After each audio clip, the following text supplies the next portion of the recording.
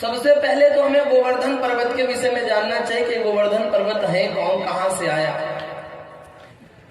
गोवर्धन पर्वत की कथा हम जाने पहले, हम लोगों ने कथा तो बहुत बार सुनी होगी, शायद कभी आपने ये कथा सुना होगा या ना सुना होगा, पर मैं बताने का प्रयास करता हूं, ध्यान से सुनो।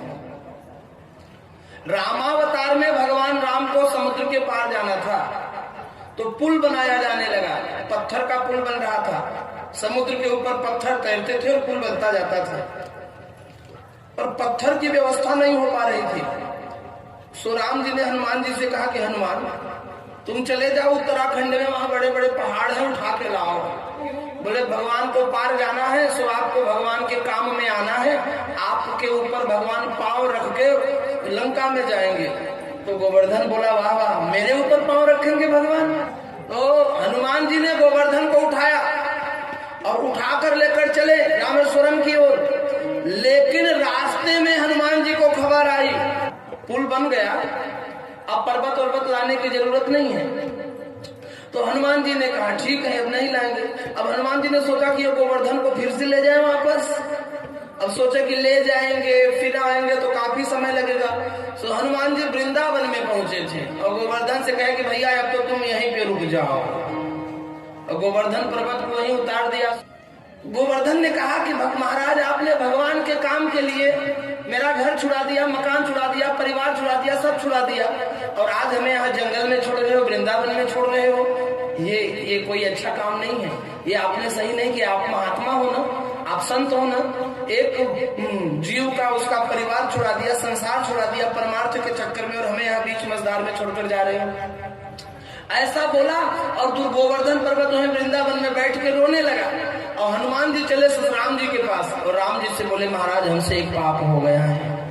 राम जी ने कहा क्या? हनुमान जी ने सारी बात बताई कि गोवर्धन को मैं उठा के लाया हूँ, वृंदावन में मैंने छोड़ दिया है। राम जी ने कहा चिंता मत करो, वो इस बार मेरे काम में नहीं आ सका तो क्या हुआ, अगले जन्म में मैं उसे जरूर अपने काम में लूंगा। बस फर्क इतना है कि इस बार आता तो पानी उसके नीचे रहता और वो पानी के ऊपर रहता।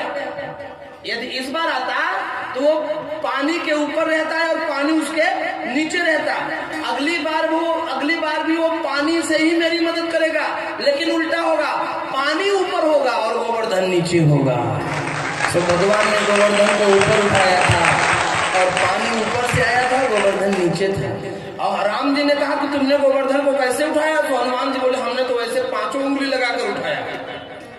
राम जी ने कहा तुमने 5, अगर मैं 5 उंगली से उठाऊंगा तब हमारी बदनामी होगी कि ये कैसे भगवान, भक्त और भगवान एक जैसे।